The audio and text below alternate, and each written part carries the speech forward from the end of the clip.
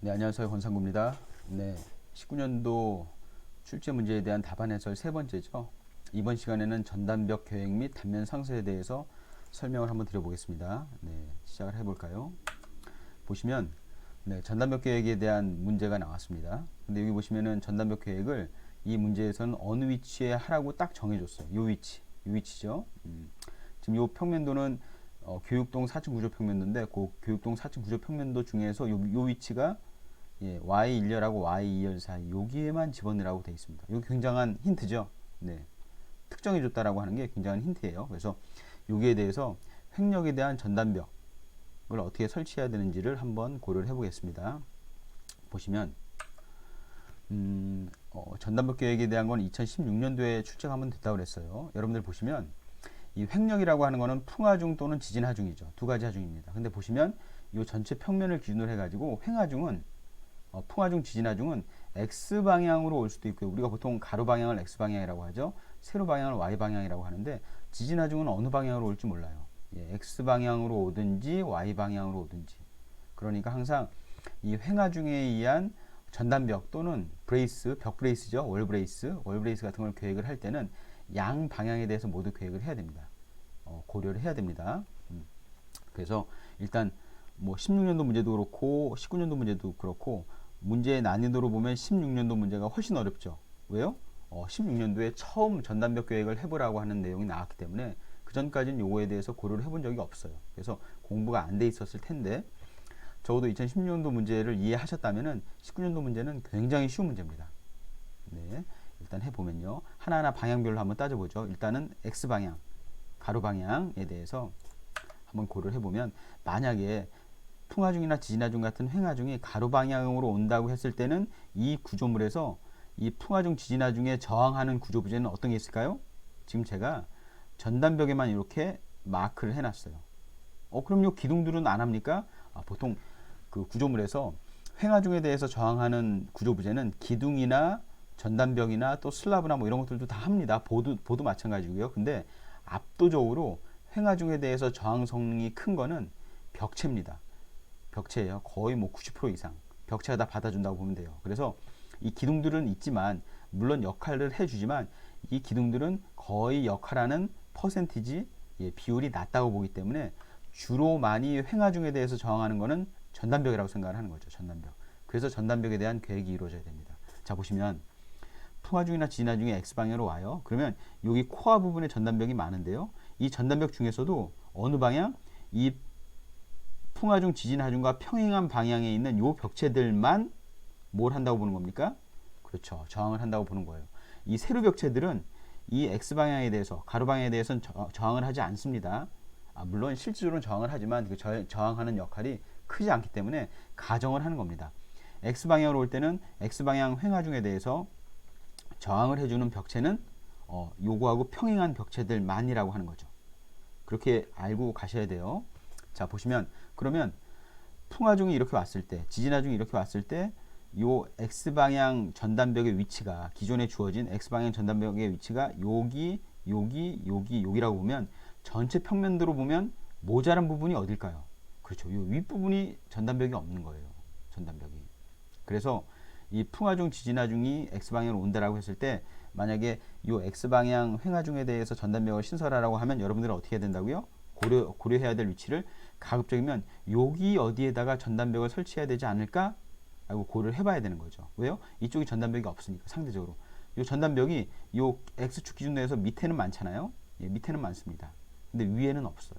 그래서 X방향 횡하중에 대해서는 위쪽에 전단벽을 고려해 볼까 여부를 판단해 보셔야 된다는 거죠. 막 이런 데도 설치하시면 안 됩니다. 이런 데다. 그리고 전단벽은 이 내부에는 가급적 설치 안 하시는 게 좋아요. 그건 저보다도 잘 아시겠죠? 건축 계획상 내부에 RC 콘크리트 벽체가 있는 건 좋진 않아요. 그리고 효과도 떨어집니다. 월브레이스에서 제가 설명을 드렸지만 월브레이스, 벽브레이스 또는 전단벽은 어디에 위치할수록 좋다? 그렇죠. 외측면 가급적이면 어디? 모서리 부분에 위치하는 게 구조적으로도 좀 더 효과적입니다. 어쨌건 X방향에 지진하중이나 풍하중이 왔을 때 비틀림이 발생하지 않고 균형을 맞추려면 이미 이쪽 방향으로 뭐는 있다? 전단벽은 기존에 있기 때문에 신설할 전단벽은 이쪽에다 설치해 주는 게 어떻다? 효과적이다. 라고 하는 겁니다. 자, 두 번째로 Y방향에 대해서 말씀드리면 Y방향에 대한 지진 하중이나 풍하중이 전달 온다고 했을 때 보시면 기존에 주어져 있는 전단벽 코어 부분에 요 풍이나 지진 하중과 평행한 방향으로 있는 전단벽체는 여기 이렇게 되어 있는 거죠. 가루벽체는요, 이 횡하중에 대해선 저항 성능이 없다고 보는 겁니다. 그래서 보시면 딱 보이시죠? 이렇게 왔다 갔다 하는 풍하중, 지진하중에 대해서 왼쪽에는 전단벽이 저항할 수 있는 전단벽이 많아요. 그러면 여러분들은 어디다 두셔야 되겠습니까? 만약 여러분들을 신설하라고 하면 그렇죠, 당연히 우측에다 둬야죠. 이 Y방에 대해서는 우측 어디 열에다가 둘까를 고민해 보셔야 된다는 거죠. 그쵸? 자, 됐습니다. 어렵지 않죠? 그래서 양방향을 모두 고려한다고 하면은 이 X방향 횡력에 대해서는 이미 이쪽에 저항하는 전단벽은 있지만 상대적으로 여기가 모자르고요. Y방향 횡하중에 대해서는 여기에 이쪽 방향으로는 횡하중에 저항할 수 있는 전단벽이 많은데 상대적으로 이쪽이 불리하기 때문에 이 전체적인 구조 평면도로 놓고 보면 전단벽을 방향별로 설치할 만한 위치는 요 위치 아니면 요 위치입니다. 그쵸? 요 위치 아니면 요 위치예요. 그래서 이 문제에서 특별하게 전단벽 설치 위치를 주어지지 않았다면 여러분들은 요 위치 아니면 요 위치에다가 전단벽을 어디에다 설치하지 하고 이제 고민을 해보셨어야 될 텐데 이 문제는 아주 친절하게 고맙게도 어디에다 설치하라고 나와요? 그렇죠. 다른 데는 모르겠고 요 부분 안에만 전단벽을 설치하라고 나왔어요. 그러면 사실 요 위에 있는 거 X방향 횡하중에 대해서 고려되어진 요 전단벽, 신설 전단벽 위치는 사실 무시해야 되는 거고요. 여러분들은 이제 뭡니까? 그렇죠. Y방향에 대해서만, Y방향 횡하중에 대해서 저항할 만한, 뭐가 발생하지 않게, 그렇죠. 비틀림이 발생하지 않게 균형을 맞추려면 왼쪽에는 이미 전단벽이 있으니까 그거의 대칭인 반대편, 여기 어디엔가 전단벽이 신설돼야 되겠다라고 해가지고 결국 답은 어떻게 됩니까? 여기에다 설치하면 되는 거죠. 여기다 설치하면 되는 겁니다. 그렇게 따지시는 거예요. 어렵지 않습니다. 자, 여기 보시면 전단벽 교회 관련해 가지고 문제에서 주어진 여러 가지 조건들이 있어요. 제가 한번 모아봤습니다. 2번 교육동의 전단벽을 증설하는 경우 외에 교육동과 영구동의 횡력은 영구동에 작용하는 횡력은 고려하지 않는다. 뭐 이런 내용도 있고요. 어쨌건 저희가 지금 이 위치를 잡는데 굳이 이 텍스트를 읽지 않았죠? 읽지 않았습니다. 크게 영향을 주진 않아요. 결국 제가 설명하는 내용 중에 이 내용들이 다 들어가 있어요. 그 다음에 증설 전단벽은 어디에 설치하라고요? 두께 200mm로 해가지고 비틀림이 최소화되도록. 비틀림이 최소화된다는 말을 어렵게 생각하실 필요 없습니다. 좌우 대칭이면 되는 거예요. 상하 대칭이면 되는 거고. 그 다음에 뭐 점선으로 표시한다. 전단벽을 전단벽에 대한 표시는 이렇게 되고 선은 점선으로 표시하면 되겠죠. 문제에서 주어진 이런 텍스트들을 한번 읽어보시면 되겠지만 결국 이 텍스트들이 절대적으로 어떤 위치를 잡는데 영향을 미치진 않아요. 이건 일반적인 내용입니다. 일반적인 내용들. 그러니까 원리는 전단벽을 계획하는 원리는 앞에 설명을 드렸어요. 방향별로 어느 위치에다 신설을 하는지에 대해서는 되셨죠. 이렇게 해가지고 전단벽 위치를 잡아주시면 되는 거예요. 앞으로 이 전단벽에 대한 위치 또는 월브레이스에 대한 위치는 계속 나올 수 있는 확률이 굉장히 높아요. 왜요?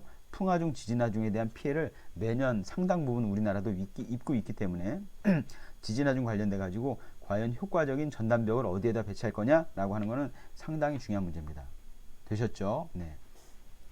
그렇게 해서 전단벽 계획 위치는 이 부분이 된다라고 하는 거 염두에 두시고요. 자, 이제 단면 상세에 대해서 설명을 드리면요. 이 문제는 단면 상세를 그려라 라고 하는 부분이 나와요. 여기죠? 여기 나옵니다. 저희가 이미 RC에서 구조계획은 다 끝났어요. 근데 특별하게 이 부분에 대해서 한번 끊어서 단면을 한번 보여달라고 얘기를 하는데 이 문제의 포인트는 뭡니까? 그렇죠. 단차이가 1, 200이 나는 게 아니고 1500이 나요. 1500. 단차이 1500이라고 하는 게 포인트입니다. 우리는 지금까지 아무 생각 없이 앞에서 그 RC 구조계획을 했어요. 어느 부분이냐? 이 부분. 이렇게 해가지고 구조계획을 했는데 지금 문제에서 물어보는 부분이 이 부분이죠. 이 부분. 여기. 우리는 그냥 여기 보하나를 보냈어요. 보하나를 보냈을 뿐인데 사실은 요 부분에 상세를 끊어보라고 하면 단차이는 1500인데 보충은 600입니다. 그렇죠? 보 하나 설치해서는 이 단차이를 극복하지 못해요. 이런 경우에 설치하는 게 이중보죠. 예. 하나가 안 되면 두 개를 설치해야겠다라고 하는 거예요. 보를. 이중보로. 그래서 여기 나와 있죠. 문제에서도 요 가단면 상세 1500이라고 하는 게 이렇게 끊긴다라고 하는 겁니다. 자, 그럼 이제 한번 풀어보죠. 자, 문제에서 주어졌어요. 단차이 얼마요? 1500. 여기다가 보를 설치해라. 이중보를 설치하라고 하는 의미입니다. 사실 이런 단면 상세는 어디에서 많이 연습을 해요? 그렇죠. 건축 설계 과제 2번의 단면 설계 부분에서 이런 부분은 좀 더 익숙하게 연습을 많이 하셨을 거예요. 사실 이 단면 상세 문제는 구조 문제라고 보기도 힘들어요. 예. 왜요? 여러분들이 구조뿐만 아니라 단면 설계할 때 이런 부분에 대한 유형의 연습을 많이 하셨을 테니까 그렇게 어렵지는 않을 거라고 봅니다. 건축 설계를 또 많이 하신 분들은 또 실무에서도 많이 다뤄지는 내용이고요. 단차이 나는 부분은 어떻게 끊을 것인지. 자, 그래서 이 부분에 대해서 제가 잠깐 설명을 드리면, 일단은 제가 한번 트레싱지로 그려봤습니다. 1500. 근데 요 1500 기준으로 요 위가 슬래브 라인이죠. 그 다음에 1500 밑에가 슬래브 라인이에요. 여기다가 일단 볼을 하나 설치를 하는데, 우리가 RC 슬래브가 두께가 얼마라고요? 180이 주어졌습니다. 180. 그러니까 180 스케일에 맞게 그린 다음에 보폭은 얼마요? 400. 400 요 부분에 뭐가 겹칩니까? 위아래로 이중보가 겹치겠죠. 그래서 이렇게 설치가 됩니다. 예. 그렇죠? 400이 600짜리, 400이 600짜리 이중보가 이렇게 설치가 돼요. 그러면 결국 요 부분이 비게 되는 거죠. 요 부분이 빕니다. 결국 1500에서 600을 빼면 요 빈 부분이 900이 되는 거예요. 이 빈 부분을 그냥 덧방 처리라고 합니까? 덧살 처리 해가지고 벽체, 조적을 쌓을 수도 있고요. 아니면 여기를 그냥 묵은 콘크리트 해가지고 채울 수도 있습니다. 무게는 꽤 나가겠지만, 그래서 이 부분을 적절하게 채워주시면은 이 단면 상세에 대한 건 크게 어려움이 없어요. 이런 문제에서 좀 더 어렵게 나오려면 여러분들은 어떤 것까지 생각하셔야 되냐면, 사실 요 위에 있는 보든 밑에 있는 보든 뭐는 주어졌습니까? 그렇죠. 백은까지도 주어졌죠. 백은. 그러면 좀 더 어렵게 문제가 출제된다면 여기 해당되는 위치에 백은까지도 집어넣어 봐라, 이렇게 나올 수도 있어요. RC 문제에서 단면 상세 문제가 어렵게 나오려면 어떤 백은까지 나와야 된다고요? 그렇죠. 철근, 백은 상세까지 요구한다면 어려워져요. 근데 올해 이 문제는 그렇지 않습니다. 그냥 위아래 단면 상세에 대해서만 끊어봐라 라고 나왔기 때문에 요걸 이렇게 설치하신 상태에서 여러분들이 이제 여기다가 처리 방법을 벽체를 세울지 아니면 요만큼 덧살을 채울지 그것만 고민하셔가지고 디테일을 그리시면 됩니다. 요 D라고 하는 거는 백은 뭐였습니까? D100은 쓰기로 했죠? 예, D 부재. D100은 정도가 여기에 들어올 것이다 라는 표시예요. 그래서 400, 600짜리 이렇게 되는데, 한 가지 더 생각을 하실 게 뭐냐면, 사실은 이중보를 설치할 때 이렇게 이중보를 설치하셔도 되지만 이렇게 이중보를 설치한다면 뭐가 줄어듭니까? 그렇죠. 덧살 처리하는 부분이 줄어들죠. 그래서 위에는 정상적인 보가 가고요. 밑에는 이런 보를 무슨 보라고 합니까? 역보. 역보로 뒤집어서 설치를 한다면 이 부분에 덧살 처리하는 정도의 그 양이 줄어들기 때문에 이게 좀 더 효과적이고 효율적일 수 있죠. 뭐 어떤 게 답이 될지는 모르겠습니다. 예, 그래서 정상적으로 뭐 이런 식으로 이제 답안 처리를 한 학원들도 있었을 거고요. 이런 식으로 답안 처리를 했을 수도 있는데 뭐 크게 중요하진 않습니다. 대세 전체적으로 이런 어떤 단면 상세에 대한 내용들을 적용해서 여러분들이 그리실 수만 있으면 득점하시는 데는 크게 어렵지는 않았을 것이다 라고 하는 거죠. 네, 됐죠? 그래서 이번 시간에 답안 해설에서 두 가지 과제를 했는데, 단면 상세 부분은 사실 어렵지는 않아요. 그렇게 제가 보기에는. 근데 앞부분에 전단벽 계획하는 거는 여러분 이번에 익숙하게 공부가 되지 않으신 분들은 16년도 문제하고 19년도 문제를 같이 묶어서 전단벽 계획에 대한 거는 공부를 해보셔야 된다라고 하는 거. 비단 전단벽뿐만 아니라 뭐까지도요, 똑같은 원리로 뭐가 설치됩니까? 그렇죠. 월브레이스가 설치되기 때문에 철골 문제에서도 얼마든지 월브레이스에 대한 계획을 물어보는 문제가 나올 수 있어요. 되셨죠? 이렇게 해가지고 답안 해설 세 번째, 전단벽 배치하고 단면 상세에 대한 해설을 마치겠습니다. 네, 감사합니다.